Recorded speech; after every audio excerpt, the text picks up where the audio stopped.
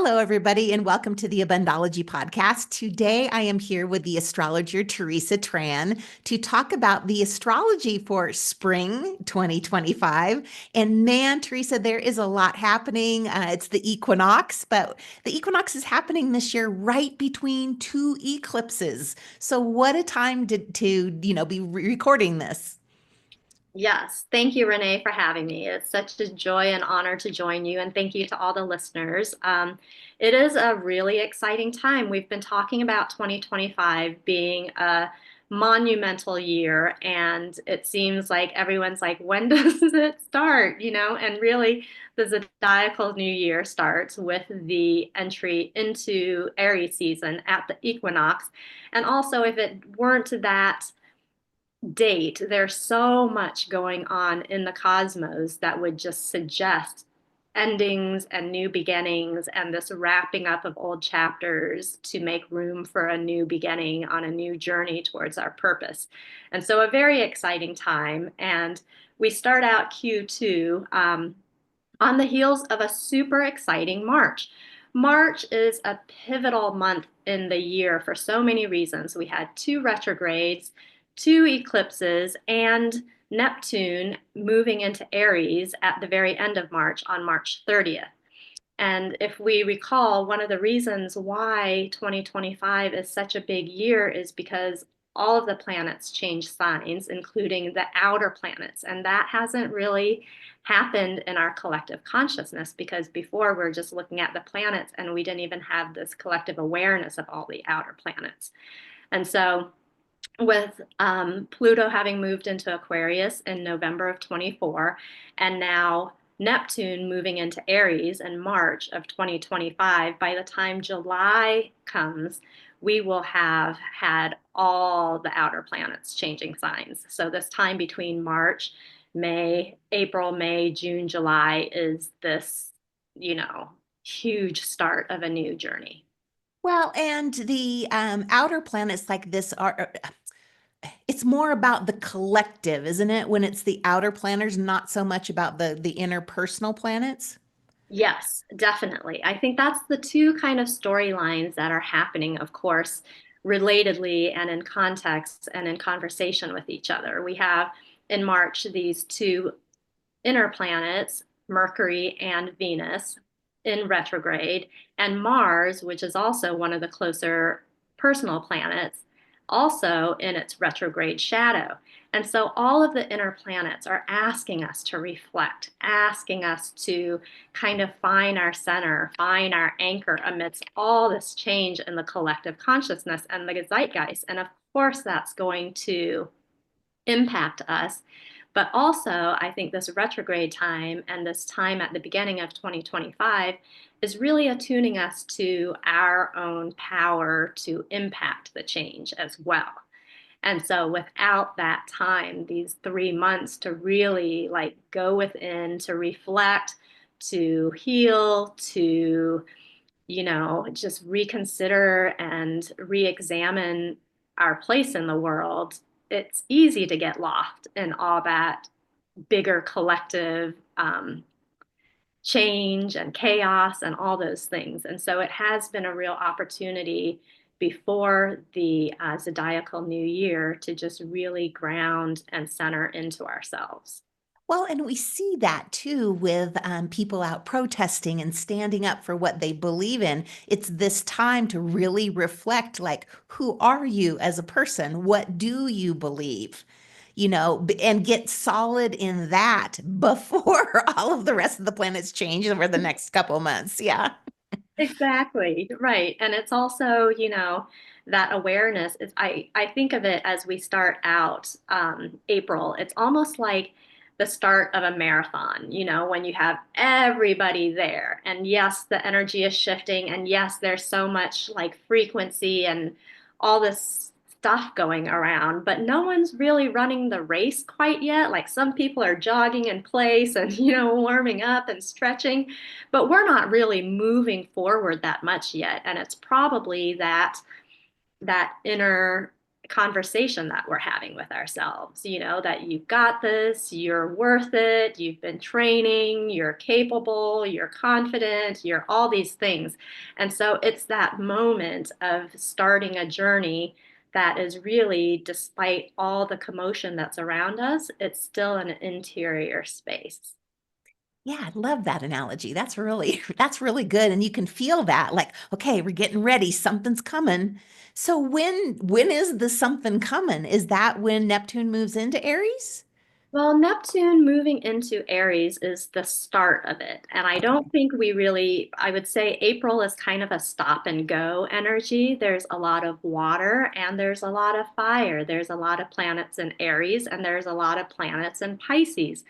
And so you're right at this ending of a cycle because Pisces is the last sign of the zodiac.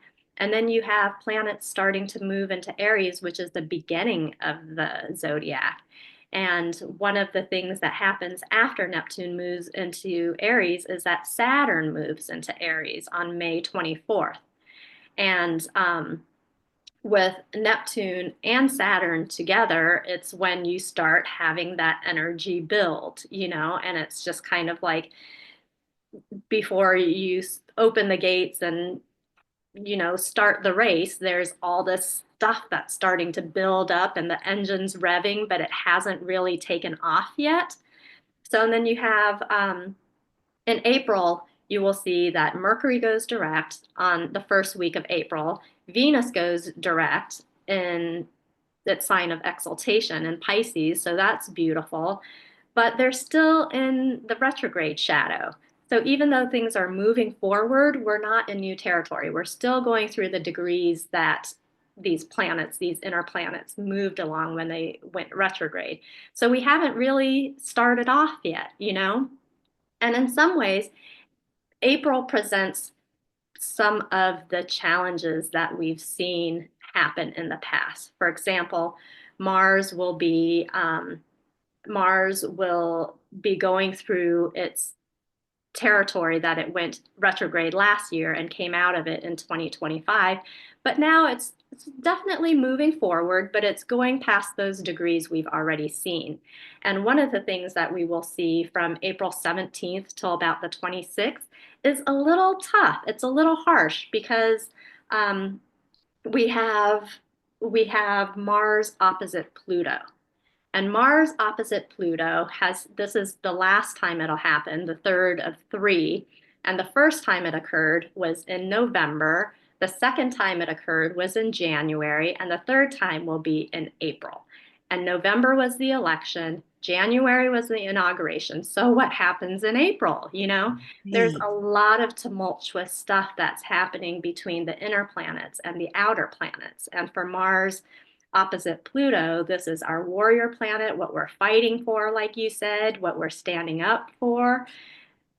And it's opposite this complete power planet, this power grab, this power structures. And so in April, we'll see the last of that play out, which also means, it goes into that theme of so many endings so we can begin new things. So a lot of April is kind of the ripple effects of these eclipses, of these retrogrades. And before we move into the new, Mercury and Venus is asking us to look around one last time. Did I miss anything? Are there any lessons, wisdoms that I should be picking up that I didn't get the first time around when I was just, trying to keep my nostrils above water? We have this opportunity to really kind of assess, reflect again before we really start. And I would say that in June is when we really start seeing all the planets moving out of that retrograde shadow, and we are fully moving ahead. And the other thing about June is that we have Jupiter entering Cancer. And so, as we know, Jupiter is the great benefic. It's like Santa Claus, and Cancer is the home, it's your foundations, it's your family, and Santa loves to come and visit your home. And so Jupiter is in its exaltation in Cancer, so that's beautiful. And now we have all the planets moving forward, and we have Jupiter moving forward into a new sign that it loves to be in. So June, I think, is when we really start seeing things move. And if you don't see something moving in April and May and growing and all those things, it's a lot of, Pisces energy is a lot about believing in the invisible. It's just like, the seeds, the roots underground are doing well, the worms are doing their job, and everything is happening. The earth is warming up and the seeds starting to germinate and all these things. You might not see it yet, but it is coming. And that is partly the beauty of spring. Yeah, that I love that. I can totally relate to that. Like things are germinating, it's stuff is happening. We just don't see it yet. And it goes back to right now, too, with all this Pisces energy being a very spiritual time where our faith and our trust and us believing that everything works out is really up right now. There's a lot of spiritual shifting happening inside during this time. Yes, I definitely believe that. And it's so true because we see a couple of really beautiful new moons at the end of May and at the end of June. Like I said, April's a little bit rocky, a little bit difficult. And then in May, we have this great, beautiful new moon that is in Gemini, and it has Mercury and Jupiter there, and it's sextile Saturn. So Saturn is helping with it too. So when we first come out of this spring state, it's still trying to figure out where we want to commit our energy, where we want to set our intentions. And then we have two new moons back to back at the end of May, at the end of June to really help us plant those intentions and set them.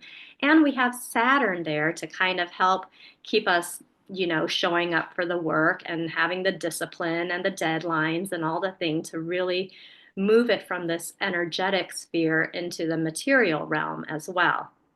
And I will say with that, as wonderful as it is to have Jupiter in Cancer, at the beginning of Jupiter into Cancer, it sits at a square to Saturn, which is a little wah wah. It's not, it doesn't really clear that until Jupiter moves forward more. And by September is when we really get into our stride. If we're going back to that marathon thing, like the pack has kind of spread out, people are finding their own pace.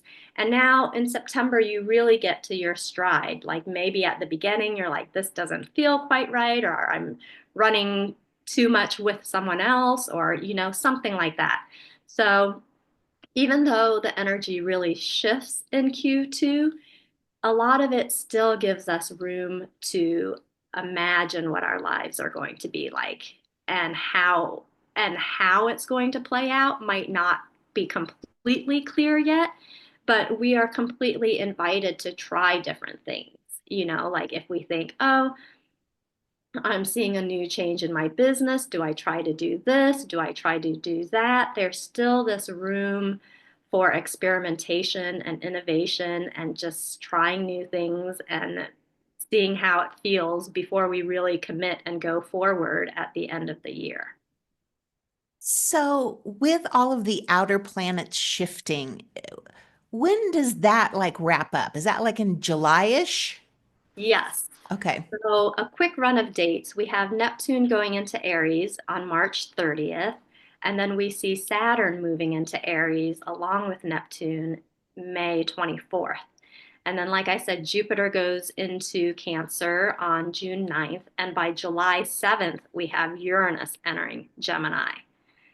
So, and that is also a great move because Uranus loves to be in Gemini, the planet of surprise and shock and breakthrough, likes the curiosity, likes the creativity, likes the really kind of enthusiastic energy that Gemini brings. So I know that's a little later in outside of quarter two, but all of those are happening together. And then we'll see more retrogrades happening. So even as these outer planets move and we see them by July, all in new signs, it's kind of like popping out of an elevator and being like, where am I? Is this even the floor? Like it's just a brief acquaintance with them before they go retrograde and come back into it fully in 2026. So we're just starting to get the flavor of what it means for us, for our family, for our country, for our collective, for the global community to have these shifts in these big outer planets. We don't really know yet. And a lot of, I think, what determines how healthy we are, because I think in 2025, a lot of the theme is just healing and health and moving into more of an authentic expression of yourself so that you're not having this kind of internal conflict and you're just living more in alignment, right? Well, I think a lot of it has to do with the outer planets, and while they're moving, I think I just lost my train of thought. I'm pretty sure I did. But I think the gist of it is to really find that inner inner ability to sit with uncertainty, and even in the light of like what's going on, where am I, how do I fit into the bigger order of things, to just really maintain a certain level of inner inner anchoring, inner doing the inner work. And I feel like so much of what we've been doing in these retrogrades is learning how to sit with the uncertainty, learning how to sit with ourselves while we are in a little bit of discomfort or a lot of discomfort. Yeah, a lot of spiritual growth happening. A Yes. lot of spiritual growth happening right now. So the people that this is their livelihood, like you and me, when we're looking in, healers, that sort of people, this is our time. Like we've been activated. This is what we came here for. And so, in that regard, it's great. Absolutely. And I think a lot of people are having their own personal epiphany. And of course, it's related to and connected to what's happening in the world around us, and I think a lot of it is to, like you often say, to listen to our intuition and place ourselves into those spaces that are going to inspire us, are going to enlighten us, are going to ignite us too. Like just going into, and perhaps that means going out more, or it could just be listening to certain podcasts that you're interested in, or just chasing those curiosities we have and following them to the next right step and the next step after that. And it could also just be like spending more time in nature, spending more time by the water, taking a bath, taking those showers, or any of those spaces that allows you to be more comfortable and be open to messages from the liminal. I do have to say, after doing the podcast now for, gosh, almost 6 years, that's crazy to think. I clearly have noticed how everything is in perfect alignment. Every planetary shift sets us up for the next one. It's magical, truly magical. So I have to say that this aha time is set off here in March with eclipses. These big shifts are preparing us for the big shifts coming, over the next 3 or 4 months. It's so cool. Yes. And Hmm. first of all, thank you for those 6 years of podcasts, because I think I've tuned into everyone, and the weekly energy update is always something I do every weekend. And one of the things that I think really helps us understanding the energy is to validate where we are. And one of the things I wanted to talk about is astrologers have been pretty excited about the 5 years between 2023 and 2028. And of course, it comes after 2020, which was already a huge year that a lot of astrologers were kind of like, what is going to happen at this point? And now on the other side of it, we know that it's a lesson in interconnectedness. It's a lesson in cooperation and collaboration and how we work together and the difficulties that that brings. And one of the things that really happens in Q2 that defines these 5 years between 2023 and 2028 that are so significant is the closeness of Saturn and Neptune. Like I was saying, Saturn and Neptune, they both enter Aries together and they've been in Pisces together. And their closeness to each other is those 5 years that are really kind of pregnant with a lot of change collectively and personally. And if you look at Richard Tarnas, he was saying that often when you have Saturn and Neptune conjunct, what you're going to see is an erosion of boundaries. The last time, and the interesting thing about it is that they conjunct, the exact conjunction is in February of 2026 at 0 degrees of Aries. You cannot have a more Wow. potent signature for a new beginning, you know? And if you're looking at what are we beginning, the last time Saturn conjunct Neptune was in 1989, and that happened in Capricorn, and that's when we saw the fall of the Berlin Wall. That's when we saw the riots in Tiananmen Square. That's when we saw the beginning of the end of South African apartheid. So there is so much collective energy that is also fueled by power to the people movements, you know? And Yeah. so that Saturn being structure, being like the old guard, the parameters and all those boundaries, and then Neptune being the dissolving of it, the dissolution of it, Neptune being fog, we just see a lot of crumbling of old structures or dissolving and falling away of new structures. And that's part of the end that allows us to build something new. It's kind of like that 0 degrees of Aries must be the full card in tarot where you're standing at the cliff and some of those pebbles and rocks are kind of falling off the cliff. And you know that beyond that uncertainty and that unknown is where the journey really starts. So Wow. And right now we're right in the middle of this. We're in the thick of it, especially in this quarter with all these planets changing. exactly. Wow. And to kind of remember, we're in such exciting times. We're living through such potent, powerful, impactful times because Richard Tarnas again will say that in these Saturn conjunct Neptune periods of time, there's a lot of science versus religion kind of themes that come up. And for example, one of the people who have the Saturn Neptune conjunction in his birth chart is Charles Darwin, you know?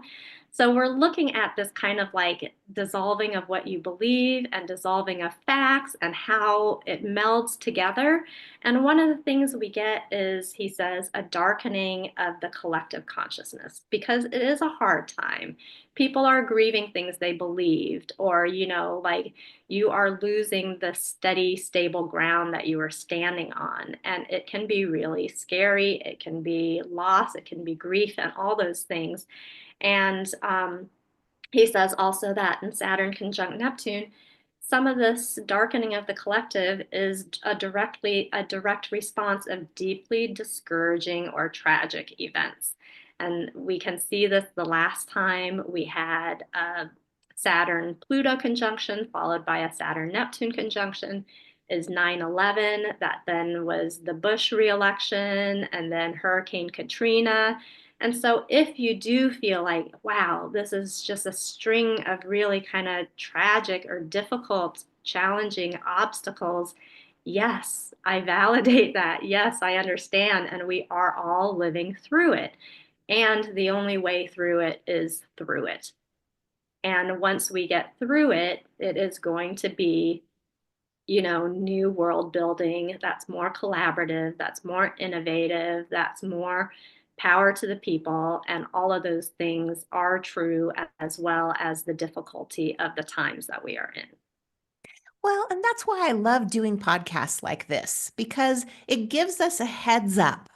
Instead of, oh, it's spring and everything is going to be great this summer, okay, we have a heads up here. Maybe this quarter is a little rocky. Maybe this year and these 5 years between 2023 and 2028 are very rocky, and everything changes, including us. So it's nice just to know that, and it's affecting all of us, that we're all in this together. And that is another thing I love about this happening with the outer planets. It's not just the states, or it's not just an internal thing. This is our planet. We are all in this together. Exactly. And I think that's a really interesting thing because you can trace a lot of things. There are astrologers who are also historians, and when these conjunctions or transits happen and aspects happen, they go back and they see when the last time this happened or when has this occurred before. And a lot of things come up again. Like one of the things that is coming up is the collective consciousness about the climate. Like a lot of Saturn Neptune conjunctions really kind of dissolve that global geopolitics so that we can be okay. Aside from the boundaries, aside from like the wars, aside from all these things, there's also the planet. And we really there is a sense of urgency when Saturn and Neptune come together, Yeah. and I've been thinking a lot. From talking and inspired by people I was working with, that there is urgent versus important. And sometimes the urgent stuff gets our attention, but there's also the important stuff. And the more that we don't, pay attention to the important stuff, that allows it to bubble up and become urgent.